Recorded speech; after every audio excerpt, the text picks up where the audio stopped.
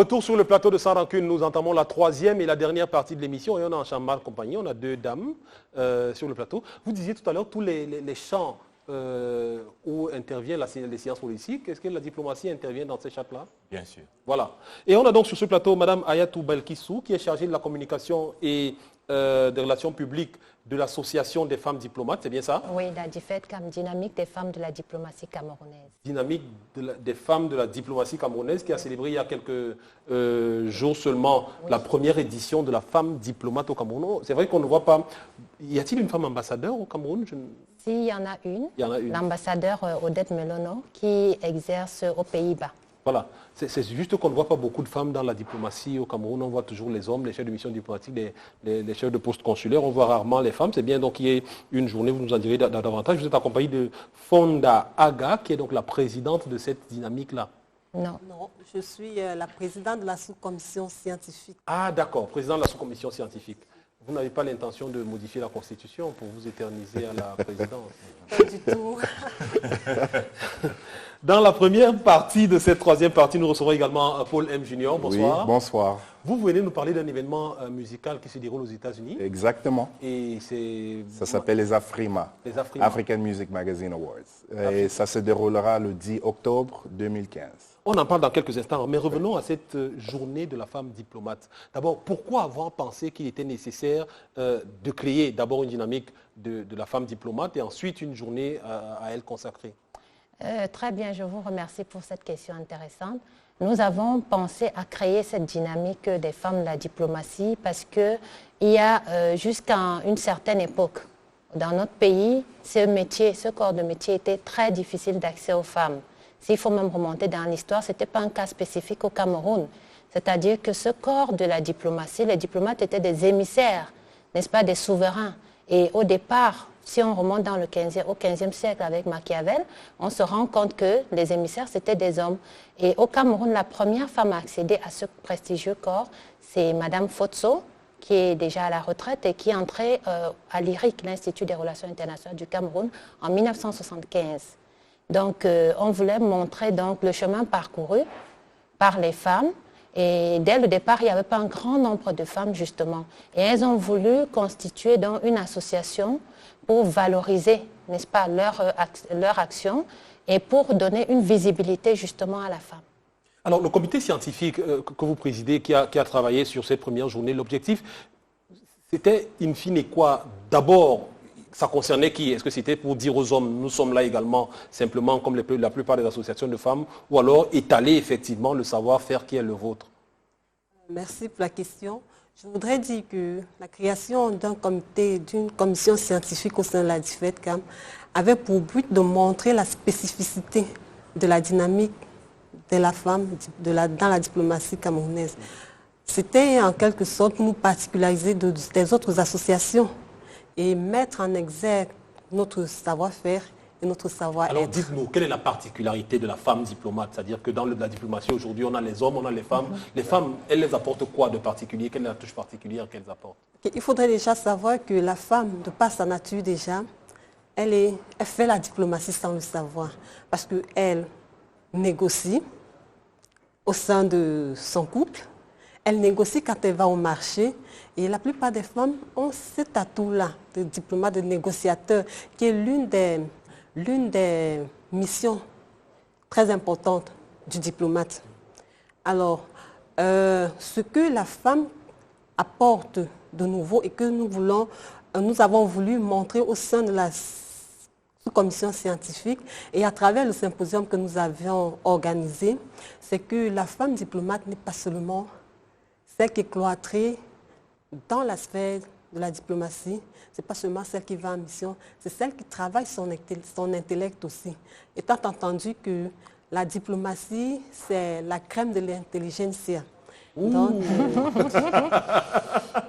Et nous, les journalistes qui pensions que nous étions au sommet de la chaîne, on est bien relégués. Non, non, non. Mais là, vous avez évoqué quelque chose qui suscite ma curiosité. Et avant de revenir à vous, Madame Marquissou, je vais revenir au docteur Songué. Vous qui avez écrit un livre sur la vie familiale, qui est en train de promouvoir les valeurs familiales, est-ce que la femme diplomate, finalement, n'est pas un danger pour le couple, quand on voit, elle a évoqué les missions, et on sait que c'est des missions permanentes, c'est des rencontres au sommet, c'est des négociations, et Dieu seul sait comment peuvent aller les négociations en fonction que le négociateur est séduisant ou pas. Quelle que soit la manière dont une femme est occupée, effectivement, la femme a quelque chose sur lequel on voudra attirer son attention, c'est qu'elle a l'autorité de la douceur. J'explique. En réalité, la société devrait attirer l'attention des femmes d'abord et surtout sur le fait qu'elle a une puissance que l'homme n'aura jamais. Mais cette puissance s'exerce d'abord et surtout à travers le respect et la douceur. La capacité négociationnelle tient des aptitudes qu'on a à émettre des ondes positives de tendresse et de douceur à l'autre. Et ça commence dans les apprentissages communicationnels depuis la famille.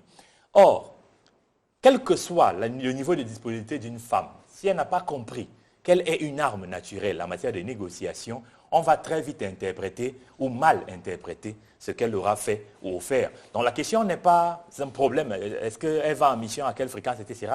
C'est ses aptitudes négociationnelles, la capacité à apporter la cohésion, l'harmonie, la coopération, la collaboration dans le couple qui lui permet d'avoir une certaine aisance. En fait, beaucoup de femmes ne réalisent pas. Il y a une erreur, hein. Elle est mondialement admise, incroyablement légitimée. On appelle la femme sexe faible, ça n'a pas de sens. La femme ne peut pas être classée comme sexe faible parce que dans l'intellection première, en égyptien ancien, la femme c'est nga, nga ou mingal. Nga c'est l'arme à feu. L'arme à feu, ce n'est pas un sexe faible. Mingal, celle qui avale le fusil ou le feu sous. Au lieu d'amener les femmes à comprendre comment elles ont été constituées, comme statuées, mettre ensemble, comment elles ont été élaborées naturellement en tant que pouvoir dans la douceur, pouvoir dans la tendresse, pouvoir dans la souplesse, on les a mis dans des positions où il faut affronter les hommes. Les hommes sont chargés de testostérone, il ne faut pas les affronter. Donc en réalité, je suis très content de savoir qu'il y ait des femmes dans la diplomatie et qu'il y ait des femmes qui comprennent qu'il faut axer l'éducation de la femme dans la diplomatie à travers ce côté de tendresse, de magie, de dilution de l'attention et même de douceur dans le professionnalisme.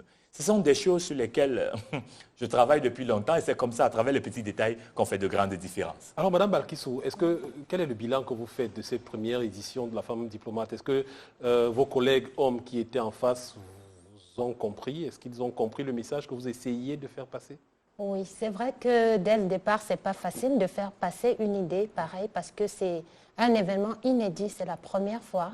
Même à travers le monde, on n'a pas connu la célébration d'une journée de la femme diplomate.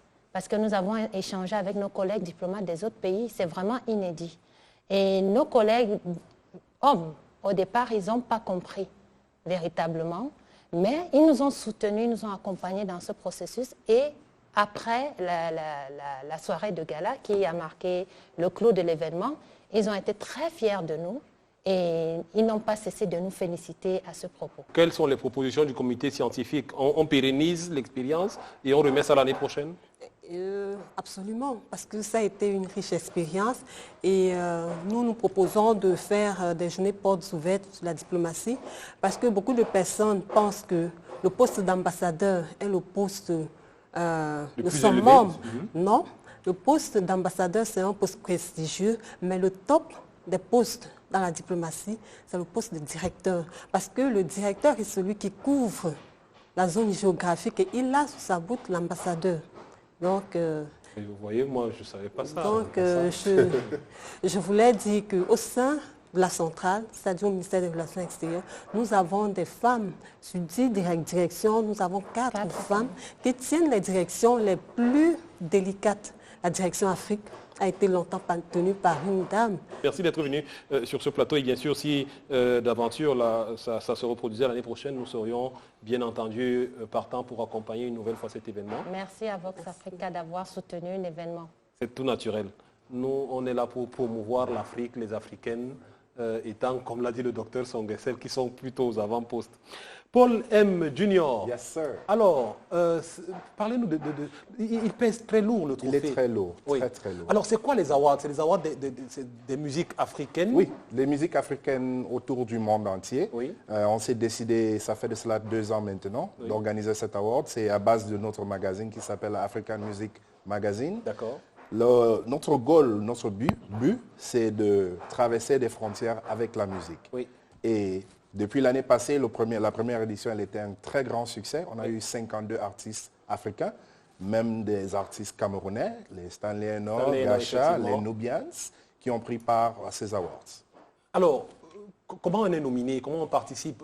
La sélection, c'est vous qui faites la sélection ou alors les artistes viennent et proposent leur musique? Oui, nous la faisons en comité. Et ce n'est pas quelque chose qu'on fait derrière la maison parce que je connais tel et parce que je connais tel. D'accord. Ce qui se passe, c'est qu'il faut premièrement faire de la musique africaine. D'accord. Deuxièmement, il faut être reconnu dans votre pays. Alors, quand vous dites de la musique africaine, et vous nous Oui. citez Stanley Eno, les Nubians, Oui. qui font, les Nubians font de la soul, Oui. Stanley Eno est dans la musique urbaine. Oui. C'est est-ce que toujours africain. Oui. C'est toujours africain parce que c'est consommé et fait par des Africains. D'accord. Donc, nous l'assumons comme africains aussi.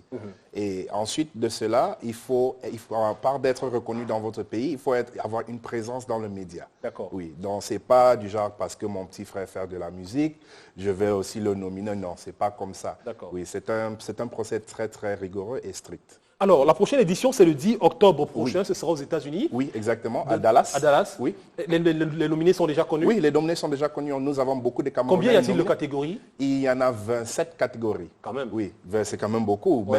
Mais maintenant, on a beaucoup de Camerounais. On a encore cette année Jovi, Oui. qui est nominé. On a Stanley Eno qui est encore nominé. On a Gacha. Non, excusez-moi, Gacha a été nominé l'année passée. Cette année, on a Coco Ajanté, Mani Bella et Lady Ponce nominés.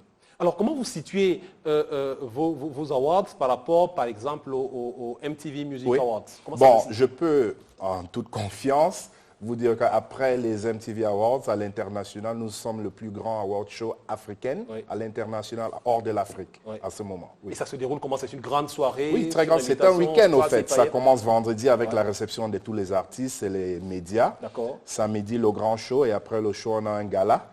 Et dimanche, on a un petit repas entre nous et tout le monde rentre chez soi. Alors, les artistes qui participent, Oui. qui sont aujourd'hui nominés, ils sont oui. totalement pris en charge, je suppose. Oui, ils sont nominés un peu. Bon, on les a tous notifiés. Oui. Pour commencer, ils sont au courant. On espère bien qu'ils feront tous le voyage pour venir aux award shows. Et ce sera un très grand événement. Et bon, Vox Africa est très bien invité et on vous remercie aussi pour l'opportunité que vous nous avez offert aujourd'hui. Alors, Oui. si ce n'est pas indiscret, ça reste entre nous. Oui. Quand on est nominé et qu'on gagne, on gagne combien de dollars? Malheureusement, nous ne sommes pas encore là. D'accord. Bon, dans les années qui suivent, c'est un de nos problèmes qu'on fait maintenant, c'est les sponsors. Cette show, nous n'avons pas de sponsors. On l'a fait de nos propres poches. L'année passée... C'est-à-dire que vous devez être plein aux as alors? Non, non, pas du tout. Je vais remercier en ce moment-là notre président, M. Anderson Obiagou. Il est d'origine nigérienne. Et il faut dire, Afrima, ce n'est pas géré rien que par des Nigériens. Nous avons des Camerounais, des Sénégalais, des Kenyans, des Ugandais et des Ghanéens aussi. Et vous mettez de la main dans la poche pour faire ça? Ouais, vraiment, ce sont les questions que si je réponds là, on peut Non, me... ne répondez on peut me prendre quelque part.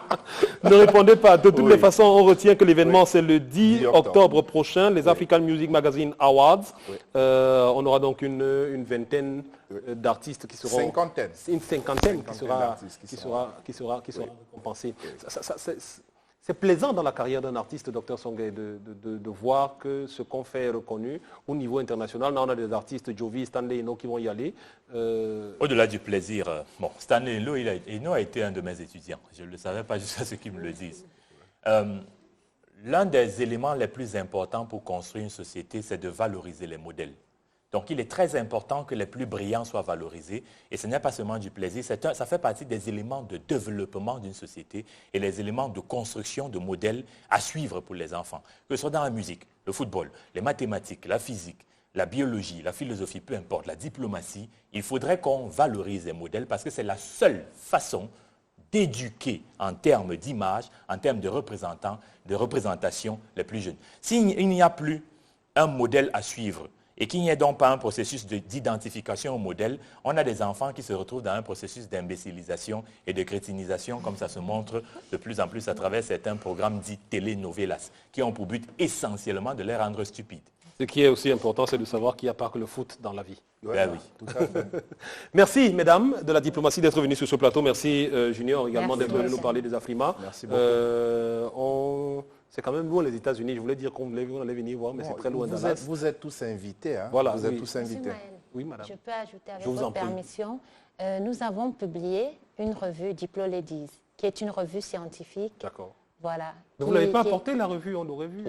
Voilà, on ne savait pas s'il fallait faire la promotion. Mais déjà. vous pouvez venir, vous pouvez faire la promotion, bien sûr, c'est propre. Vous Voilà. savez que la diplomatie, c'est le domaine réservé du chef de l'État. D'accord. Donc on ne parle pas des choses du chef de l'État, Non, non, nous avons voulu réserver la primeur du magazine à notre hiérarchie. Oui, Voilà. avant que Avant les de- simples gens comme nous... Comme le- nous, Mais D'accord. non, Donc quand le chef de mais l'État non, l'aura Paul. vu... Non, apportez le nom. Quand le chef de l'État l'aura vu, on le on présentera revient à avec. toute l'équipe. Oui, bien sûr. Il faut lui dire bonjour de notre part. Terminons cette émission dans quelques instants, madame, monsieur. Nous recevrons Andrea Bomo qui viendra nous parler de mythologie et de légendes africaines. Et nous parlerons également, pour terminer cette émission, avec Georges Chala des programmes de réinsertion des jeunes orphelins dans la société. C'est dans la dernière partie de l'émission tout de suite. Terminons cette édition de Sans Rancune en recevant avec beaucoup de plaisir Andrea qu'on avait perdu dans les couloirs du studio et qui nous revient. Bonsoir Andrea. Bonsoir Paul. Très heureux de vous revoir. Ah bah moi aussi, ça faisait C'est longtemps. Napi toujours la coiffure On reste dans la même tendance. On reste dans la même Voilà. tendance, Napi, d'accord. Vous allez bien? Ça va, d'autant plus que c'est mon anniversaire aujourd'hui. Donc Joyeux anniversaire. Joyeux Merci. anniversaire. Merci. Il y a le gâteau dans les coulisses ou pas? Oui, oui, oui. D'accord. Il y a même une after party.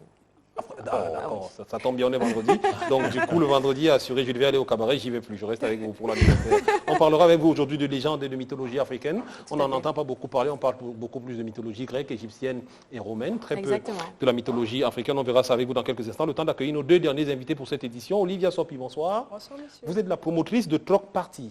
Yes. C'est quoi Troc Party? Rock Party, c'est un événement dans lequel on échange, on vend et on promeut les petites entreprises.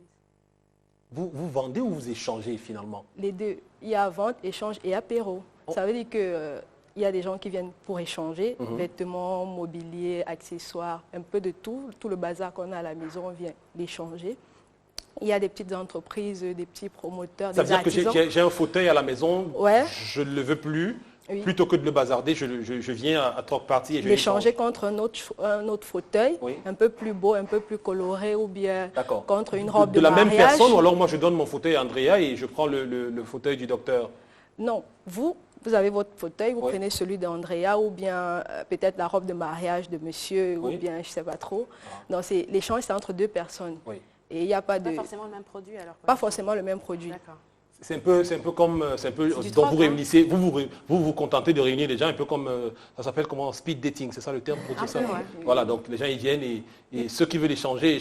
Oui, échanger. Mais est-ce qu'il y a un listing des choses à échanger voilà, là-bas? Oui, au préalable, les choses à échanger sont vérifiées Oui. parce qu'il faudrait que les choses à échanger soient propres, réutilisables parce que c'est important.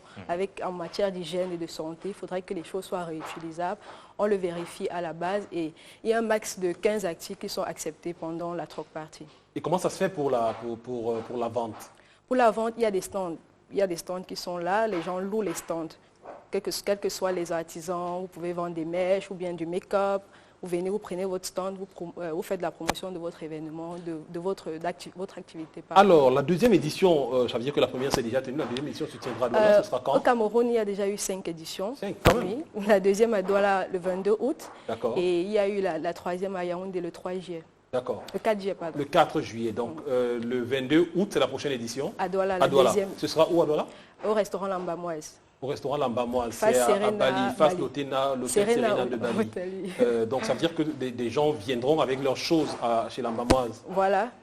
Les gens viendront avec leurs effets à Lambamoise. C'est vrai que les échanges continuent parce que l'événement, c'est chaque 3 mois. D'accord. À Douala, chaque 3 mois, Yaoundé, chaque 3 mois, c'est un événement trimestriel.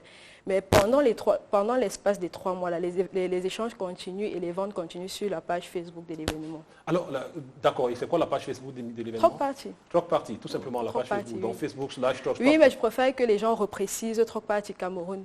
D'accord. Troc Party Parce que Cameroun. il y a Oui, le je me concept suis ailleurs. rendu, oui, je un me peu suis rendu partout, compte ouais. que c'est un concept qui existe déjà. Alors pour finir, comment je viens? C'est-à-dire que je n'ai pas besoin de m'inscrire, c'est-à-dire que le 20... Dès que vous avez payé les droits d'entrée, à Yaoundé 1000 francs, à Douala 2000, c'est full. Pourquoi ça coûte plus cher à Quand on est Douala? exposant, ça Parce se que passe comment j'ai eu un problème à Douala, les endroits sont plus chers. Et comme ma base c'est Yaoundé, je suis un peu plus à l'aise à Yaoundé.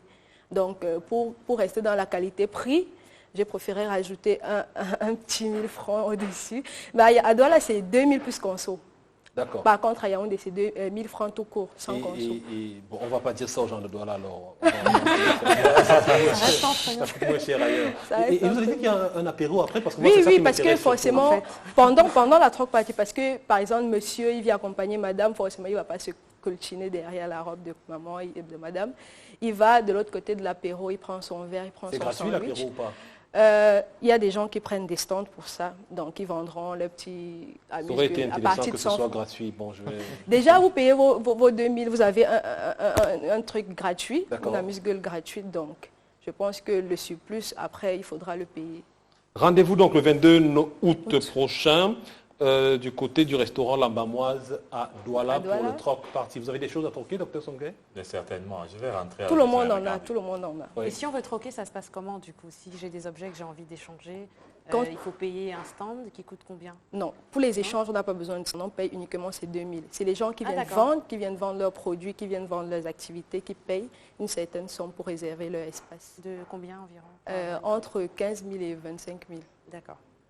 J'espère que vous ne comptez pas troquer mes sandales. Les cadeaux, non. Je préfère qu'on ne troque pas les trucs à valeur sentimentale. D'accord. C'est assez difficile parce qu'on se dit toujours, ah, c'est pour ma tata chérie, après c'est pour mon chéri. Voilà. Ça Que des devient trucs, compliqué, qui- ça devient qui compliqué. qui n'ont pas de lien, Sentimental. sentimental et affectif. Merci Olivia Sopi, rendez-vous dans le 22 août prochain. Georges Tala, bonsoir. Bonsoir. Vous êtes le secrétaire général de Charité. Oui. C'est simple, quand on fait dans la charité, c'est s'appeler Charité, ça me semble très simple. Voilà. Oui, c'est très simple. Alors Charité, vous êtes une organisation qui travaille à la réinsertion sociale des orphelins. Moi, le terme réinsertion est généralement